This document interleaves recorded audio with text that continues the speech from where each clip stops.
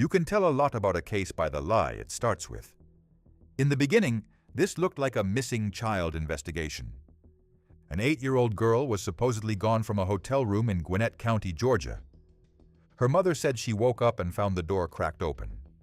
She said her daughter, who had autism, needed medication and had never wandered off like this before.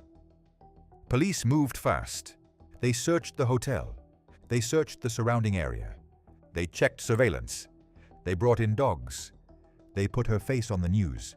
And for a few hours, everyone was chasing the same terrifying possibility: that a vulnerable little girl had somehow slipped out into the dark or been taken. But almost from the start, something was wrong. The story didn't line up. The movements didn't line up. The cameras didn't line up. And once detectives began pulling at those contradictions, this case stopped being a search for a missing child and became something much darker: the unraveling of a brutal, sustained pattern of abuse that ended in murder, concealment, and a fake missing person report designed to buy time. Because Nicole Amari Hall had not vanished that morning.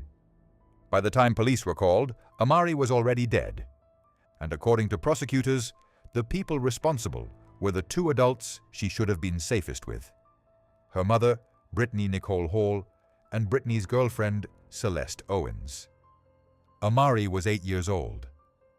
Family members said she preferred to go by her middle name, Amari. Her grandmother described her as bright, loving, and full of joy. She loved cooking, dressing up, and being in the kitchen. She adored her younger siblings and was known as a deeply affectionate child. That matters, because in cases like this, the victim can be swallowed by the crime. But before she became the center of a homicide trial, Amari was a little girl with routines, attachments, and a personality people remembered vividly. In November 2021, Amari was living with her mother and 2 younger siblings in a Norcross area extended stay hotel in Gwinnett County. Also living there was Celeste Owens, Brittany Hall's girlfriend. According to prosecutors, the 4 of them had been staying in that hotel for months. That detail is important because the hotel becomes the stage for the lie that launched the case. When Hall and Owens reported Amari missing, they were asking police and the public to believe that an autistic 8-year-old child had somehow disappeared from that room without a trace. On the morning of November 21st, 2021, Brittany Hall reported that Amari was gone. The account, as police heard it, was simple and urgent. Amari had last been seen overnight, and when the adults woke up, she was no longer there. Investigators immediately treated it like a critical missing child case. Officers searched the hotel room and neighboring rooms. K-9 teams were brought in. A helicopter was deployed. Businesses nearby handed over surveillance video. The entire response was built around one urgent assumption: find the child fast, because every passing hour makes a recovery less likely. The public description of Amari was quickly broadcast. She was 8 years old, black, autistic, and in need of daily medication. That detail intensified the urgency. Police said at the time they had no strong evidence of abduction, but they also had no meaningful lead telling them where she had gone. At that point, the case looked frightening, but still open. There was still room for hope, still room for the idea that she might be found alive. But detectives were also interviewing the adults in her life, and that is where the story began to break. As investigators compared statements, they found inconsistencies. One problem was the timeline. Another was Celeste Owens's claimed whereabouts.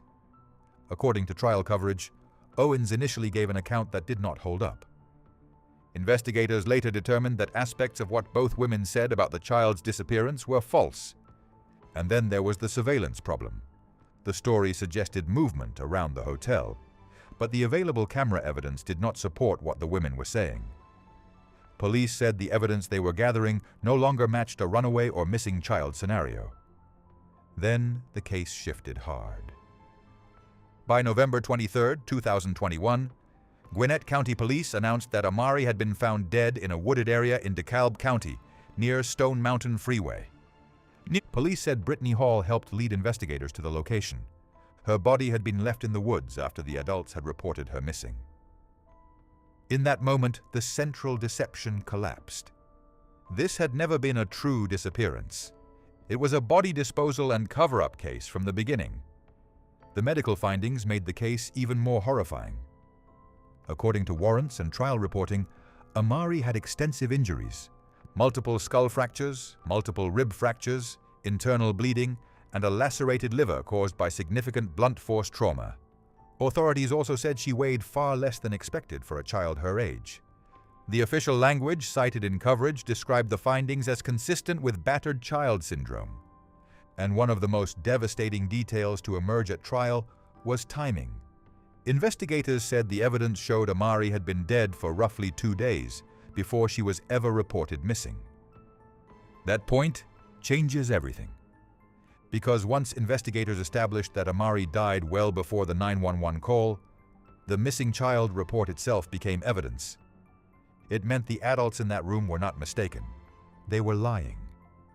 And the question became not whether they knew Amari was dead, but how far they went to hide it. The answer, according to prosecutors, was far.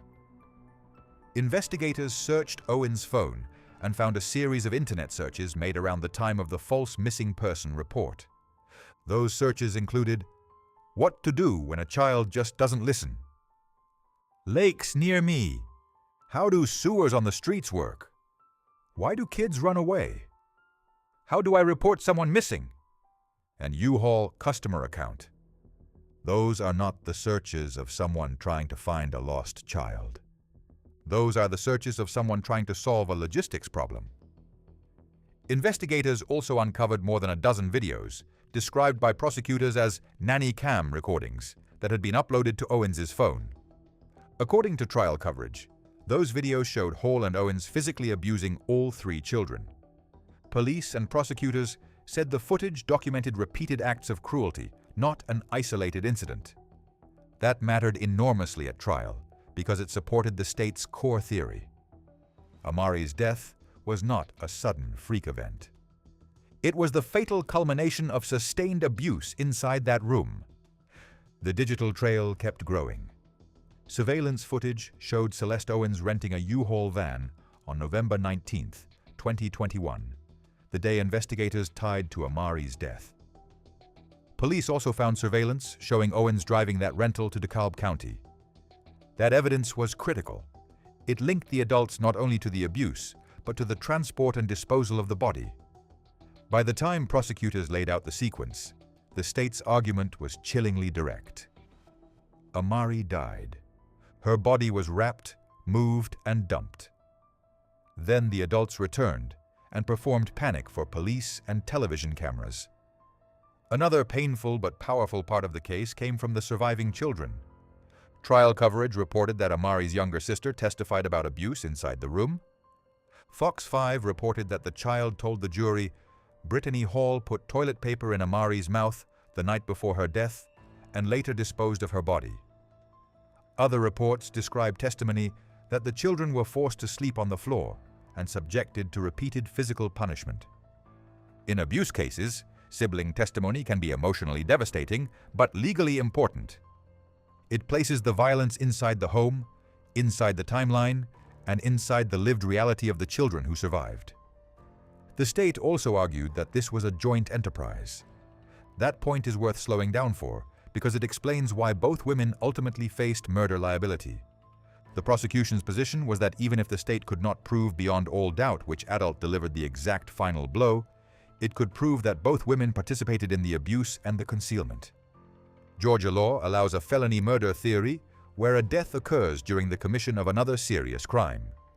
And prosecutors argued that the abuse here was so prolonged, so severe, and so shared that separating the women into main offender and uninvolved parent did not fit the evidence. Early in the case, charges reflected a more limited understanding of Brittany Hall's role. But as more evidence was developed, especially the videos, witness testimony, and the medical findings, prosecutors concluded Hall was not simply present. She had failed to protect Amari and, according to the state, had joined in the abuse. That is why her case evolved from initial concealment-related allegations to a murder plea in 2025. Another disturbing layer involved prior contact with Georgia's child welfare system. WSB-TV reported that state records showed prior DFCS involvement with the family. According to a Department of Human Services statement quoted in coverage, earlier investigations in 2015 and 2017 were unsubstantiated, and a 2021 report did not include allegations of abuse or neglect that would have triggered the kind of intervention that later became so obviously necessary. That detail does not shift blame away from the perpetrators, but it does raise a recurring question that appears in many child abuse homicide cases. What signs existed earlier, and why were they not enough to stop what was happening? The prosecution of Celeste Owens moved first. By December 2024, her trial was underway in Gwinnett County. She faced a sweeping list of charges, including malice murder, felony murder, aggravated battery, aggravated assault, cruelty to children, concealing a death, and making false statements. The state's case centered on the abuse videos, the autopsy evidence, the false missing person narrative, the U-Haul rental, and the disposal of Amari's body in DeKalb County. Court coverage described the testimony as graphic and emotionally overwhelming. Prosecutor Sabrina Nizam argued that Owens and Hall acted together and that Amari's death was the predictable result of repeated escalating violence. One of the most damaging themes for the defense was continuity. There was no clean break between abuse, death, transport, concealment, and lies to investigators. Everything connected. Everything reinforced everything else. The defense argued that Celeste Owens did not personally inflict the fatal injuries. But the state's answer was simple. That distinction did not save her. According to reporting on the trial, prosecutors told jurors that every blow mattered, that the abuse was cumulative, and that the law held both participants responsible for the roles they played. In other words, the state did not need to prove a single cinematic, fatal strike. It needed to prove a pattern of criminal conduct that killed a child. On December 13, 2024, the jury found Celeste Owens guilty on all counts. Fox 5 reported that she was convicted on all 21 counts tied to Amari's death. She was then sentenced to life without parole, plus 235 consecutive years. The sentence was meant to do more than punish. It was the court's declaration that what happened to Amari was not a lapse, not a misunderstanding, not reckless parenting. It was sustained cruelty, ending in murder. Then came Brittany Hall. On September 23, 2025, the Gwinnett County District Attorney's Office announced that Hall had pleaded guilty to felony murder, 11 counts of cruelty to children, concealing the death of another, and making false statements in connection with Amari's 2021 death. She was sentenced to life in prison. The official county release stated plainly that Hall and Owens had lied about Amari going missing, that investigators found evidence of abuse of the other children, and that the digital and surveillance evidence helped lead police to Amari's body. District Attorney Patsy Austin Gatson said, "This mother failed to protect her children and joined in the abuse. This ended tragically." That plea mattered for several reasons. First, it formally ended any remaining ambiguity about Brittany Hall's criminal liability. Second, it confirmed that the state saw this as more than concealment after the fact. And third, it meant that both adults who stood in positions of power over Amari would now spend the rest of their lives in prison. Owens received life without parole plus 235 years. Hall received life. Different procedural paths, same moral destination. There is another detail that makes this case especially disturbing. Investigators did not just say Amari was beaten. They said the abuse was visible in the home's internal evidence trail. At trial, jurors were shown recordings that prosecutors said captured repeated abuse of the children by both adults. That meant the case was not built on speculation or a single confession. It was built on documented conduct. By the time the jury heard about the final injuries, it was hearing them in the context of a pattern that had already been preserved on video. That pattern is what made the prosecution's theory so powerful. The state did not have to ask jurors to believe that two otherwise caring adults suddenly snapped without warning. Instead, prosecutors could show escalation, mistreatment, control, violence, concealment, then a staged missing child narrative. That sequence is one reason the verdict came back the way it did. The jurors were not looking at a mystery with one missing piece. They were looking at a structure in which each new fact reinforced the last one. And then there is the emotional cruelty of the search itself. While police were checking hotel rooms, wooded edges, and surveillance footage, the adults at the center of the case already knew what had happened. That means officers, volunteers, and community members were spending precious time chasing a fiction. In child cases, those first hours are often treated as sacred. They are the hours where rescue is still imaginable. What happened here turned those hours into theater. And that is part of why the case hit so hard locally. It was not only the murder of a child, but the manipulation of everyone who rushed in hoping to save her. The public details also suggest isolation played a major role. The family was living in an extended stay hotel. The children were being homeschooled. And according to prosecutors, evidence later showed abuse affecting not just Amari, but the other children as well. Isolation matters in cases like this because it reduces witnesses. It shrinks the number of people who can notice bruises, weight loss, fear, changes in behavior, or the general atmosphere around a child. It creates a closed system, and closed systems are where abuse often grows strongest. By the time Celeste Owens stood trial in December 2024, the case had become about more than who physically struck Amari last. It was about whether a jury believed the state had proved a deliberate, shared course of abuse that ended in death. The jury did believe it, and the sentence, life without parole plus 235 consecutive years, reflected the court's view that this was not only murder, but extraordinary cruelty. Local coverage reported that the judge told Owens she would never again see the light of day for inflicting that kind of evil and cruelty on another human being. When Brittany Hall pleaded guilty in September 2025, the state no longer had to argue around her role. Her own plea formally placed her inside the crime. That matters because one of the most haunting features of this case is betrayal at the deepest level. Children are taught, by instinct more than language, that danger lives outside and safety lives at home. Amari's case reversed that completely. The danger was home. The danger was care turned into control. The danger was authority used as a weapon against a child who had no meaningful power to escape it. This is why the case continues to matter beyond Gwinnett County. It matters as a homicide case. It matters as a child abuse case. It matters as a false report case. And it matters as a systems case because it forces an uncomfortable question. How much suffering can exist around a child before the outside world sees it clearly enough to intervene? There is no neat answer to that. But Amari's case leaves behind a warning. Not every child in crisis will disappear into a stranger abduction narrative. Sometimes the most dangerous place in the child's world is the place adults assume is safest. Sometimes the people making the public plea are the people hiding the truth.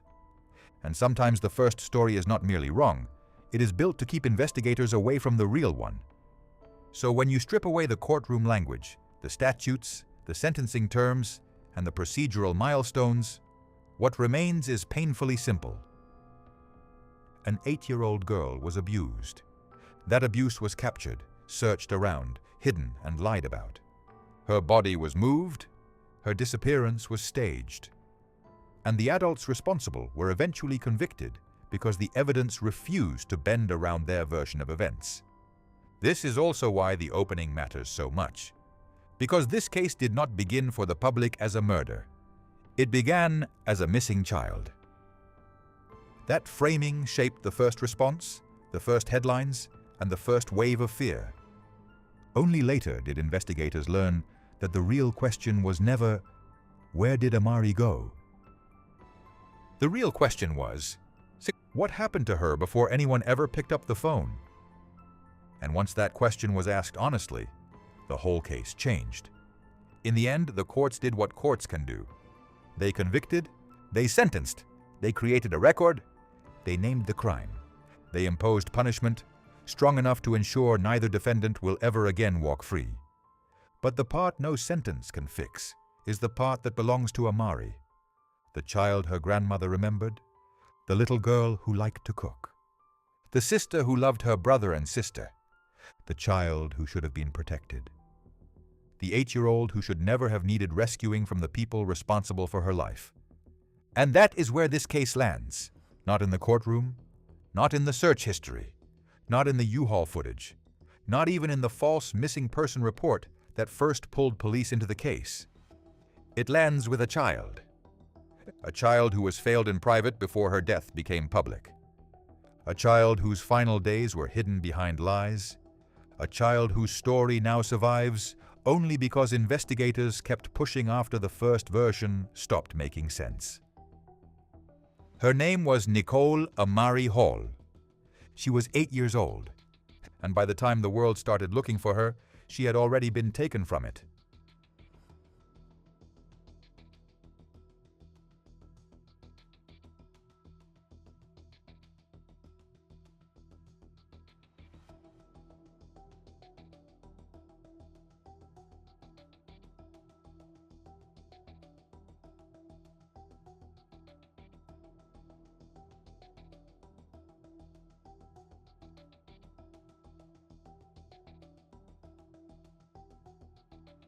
Thank you to everyone who watched this video. We truly hope this story mattered to you. And if you'd like to support the channel and help us continue creating content, please like the video, leave a comment, share it, and subscribe to the channel. Your support really makes a difference, and we genuinely appreciate every person who helps keep these stories from being forgotten.